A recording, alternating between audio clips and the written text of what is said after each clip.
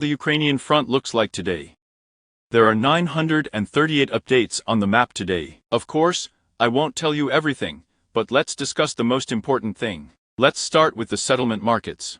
Remember, yesterday there were statements that it was supposedly cleared there, someone cleared it, but then conflicting data appeared on both sides.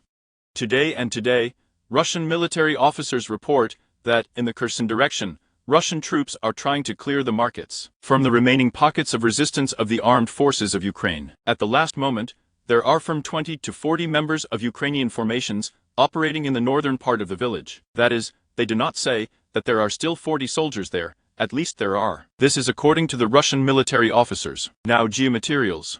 The most important thing. Here are two geomaterials from this point, here and here. Let's start from this point.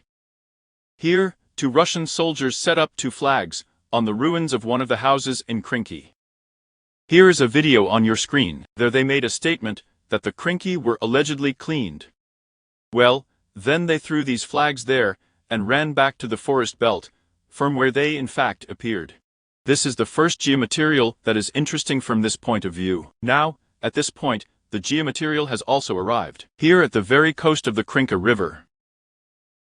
Look, there is the Konka River and the Krinka River right here. The Krinka River is meant here at this point. At this point, a close-range shooting battle between Russian and Ukrainian soldiers is on your screens. Here, look, Ukrainian soldiers are fighting from cover, that is, they are shooting, firing at Russian ones. The video shows how 3 Russian soldiers at least are injured, and some were able to get out of there, some could not. That is, some of them were left lying there. From this material, we can conclude that fighting continues in the markets. That is, indeed, there are still Ukrainian soldiers supported by drones. That is, this video material that you are watching actually came from the Ukrainian side. That is, it was filmed by a Ukrainian drone. The Ukrainian drone here corrects the fire of other strike drones and artillery, respectively, so it's too early to conclude that the wings have been cleaned. The battles for Krinky continue here. In addition, the geomaterial came, if you move away a little bit at this point. Counter-battery battles continue here. The video shows the arrival of 2 FABs on the left bank of the Dnieper. In other words, the attack of Russian aviation on the positions of the armed forces of Ukraine continues, with the use of FABs with correction modules, which of course are a very terrible weapon and cause great harm to Ukrainians. Then Zaporozhye. We are going along the front line here.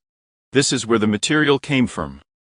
About here, the footage in front of you shows active fighting in the Kamenskoye area. Fire raid of armored vehicles of the armed forces of the Russian Federation north of Lugovoy on the positions of the armed forces of Ukraine. In the video, the BMP is firing at the forest belt. Unfortunately, it's not clear what came out of it, because the video ends.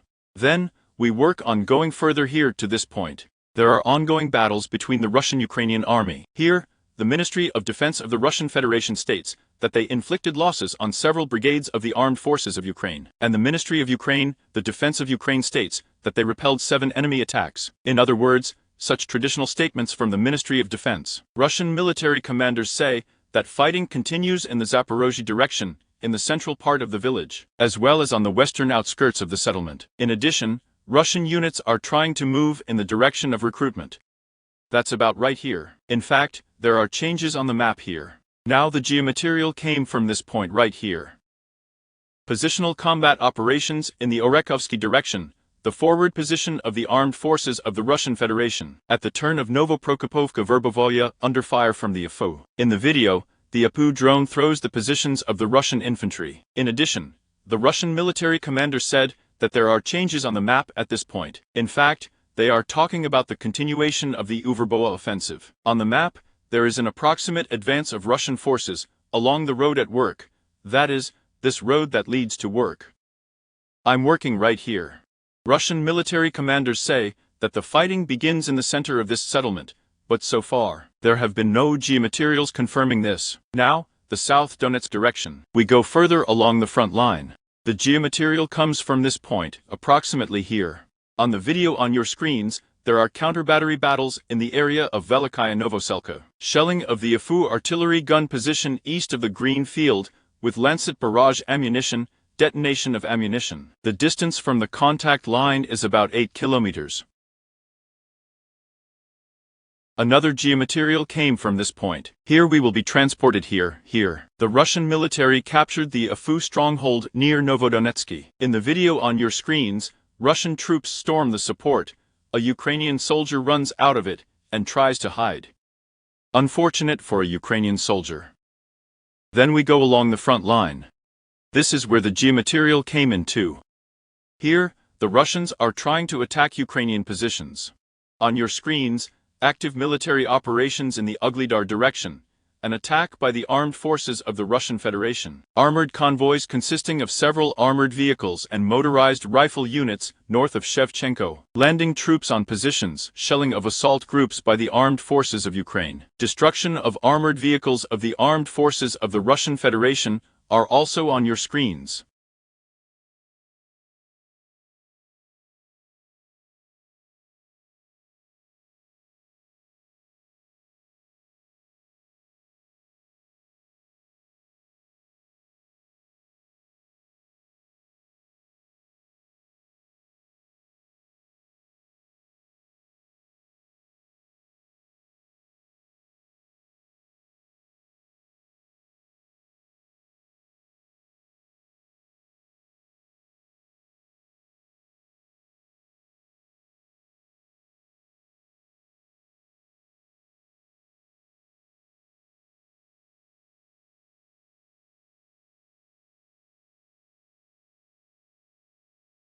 Now fast forward further along the front line here. Victory. In fact, there are quite significant changes here.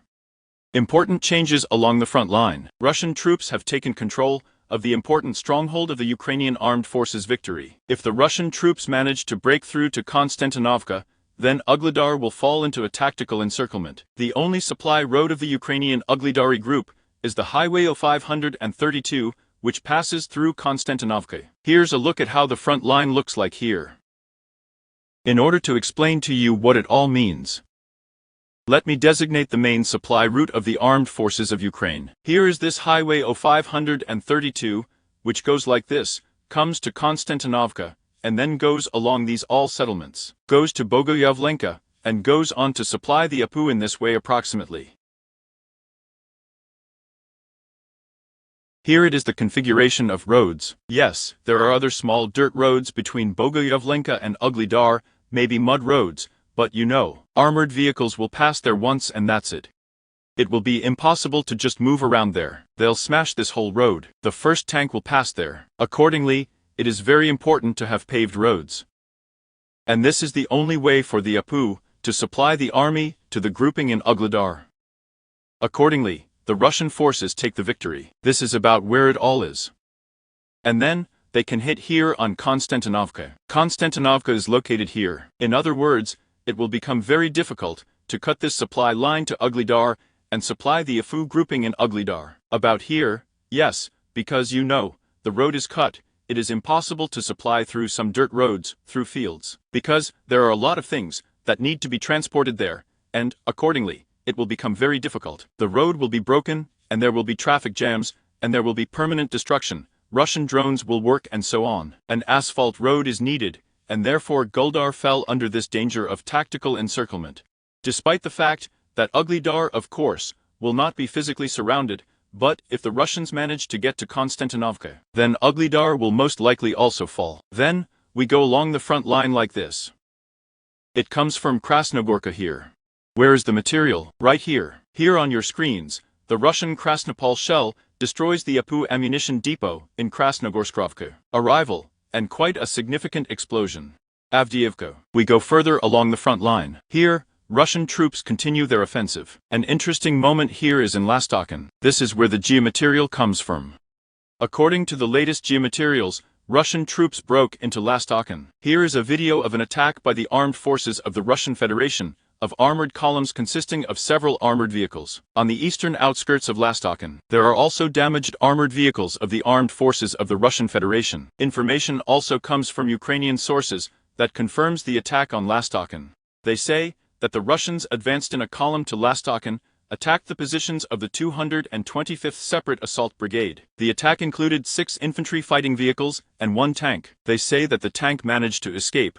Some IFs were hit. In addition, Ukrainian sources say that there was intelligence on the bug, in the amount of 8 people, and at night, Russian dogs worked in the village. So far, there are few materials to conclude whether the attack was successful or not, but in any case, after the capture of Avdeevka, the Russians immediately switched to other offensive actions, and are now storming Lastocken. Then, we go Bakhmut along the front line here. There are several geomaterials coming from this point at once. Russian drones are actively working in this square, and the Russian ARSO is also included in the work. In front of you on the screen all these videos in order not to be unfounded. And then, we go to Kupiansk. The latest plots of this video come from here. It was at this point that the geomaterial counter-battery battles came in the Kupiansk direction, of suppressing the firing position of the Afu artillery gun near the village of Avdeevka. The distance from the contact line is about 7 kilometers, and then from this point near Sinkovka. There are positional combat operations in the Kupiansk direction, of the use of a heavy flamethrower coupling system, causing fire damage to the Apu at positions in the village of Sinkovka, the northern part. That's it for me. I walked along the entire front line, told you the latest events, provided a lot of geomaterials and videos, so that you would have true information, a true picture of what is happening on the Ukrainian front.